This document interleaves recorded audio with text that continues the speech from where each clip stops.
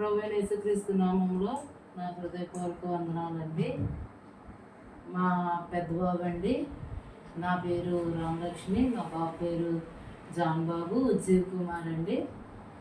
మా పెద్ద బాబు 30 కేజీ పుట్టాడండి, కేజీహెచ్లోని.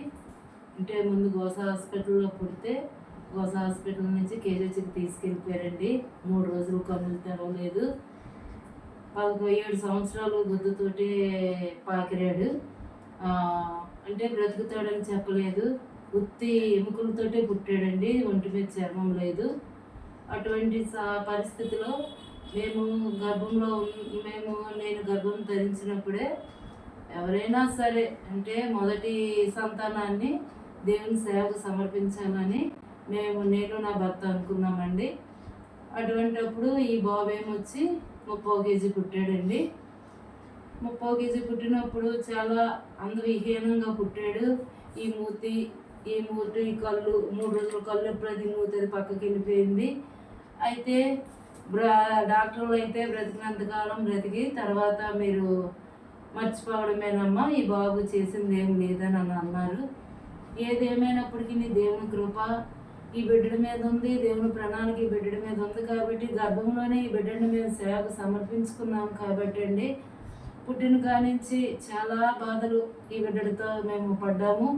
అయినప్పటికీ దేవుని కృప ద్వారా ఎంతో దేవుడు ఆరోగ్యం ఇచ్చి, శక్తినిచ్చి, బలంనిచ్చి, ఆయుష్నిచ్చి ఎంతవరకు ఆయన కృపలో భద్రపరిచారండి. ఇక మీద కూడా ఆయన భద్రపరుస్తారని నమ్ముతున్నాము. ఏది ఏమైనప్పటికీ ఈ బిడ్డడు ఆయన సేవ, ఆయన పరిచర్య, ఆయన పని చేయాలని తల్లిదండ్రులుగా మా ఆశ.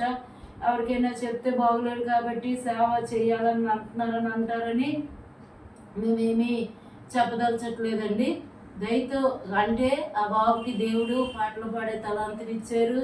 చిన్నప్పటి నుంచి అంటే మేము సీడీ ప్లేయర్లు వేసి ఆ పాటలు అలాగా ఆలకిస్తూ ఉండేవాడు. వాక్యాలు పెడితే అవి ఆలకిస్తూ ఉండేవాడు. అవే మరి దేవుడు ఈ బిడ్డడికి మరి ఒక తలాంతిని ఇచ్చారేమో మాకైతే తెలియదు. కానీ అయితే విన్న ప్రతి పాటను మైండ్లో భద్రపరుచుకొని తిరిగి పాడటానికి పాడతాడండి. అటువంటి కృప దేవుడు ఈ బిడ్డడికి ఇచ్చారు. అయితే ఆయన పని చేయాలని తల్లిదండ్రులుగా మా ఆశ. మరి దేవుడు ఎందు నిమిత్తమైతే ఈ భూమి మీద బిడ్డను ఉంచాడో ఆ కార్యం దేవుడు జరిగించుకోవాలని మా ఆశ. అయితే ఎవరి పాట అంటే పలానా అని కాదు, కానీ ఏ సేవకుడు పాడిన పాట అయినా సరే తిరిగి పాడటానికి ప్రయత్నిస్తారు. అదే రాగం తప్పనివ్వడు, తాళం తప్పనివ్వడు.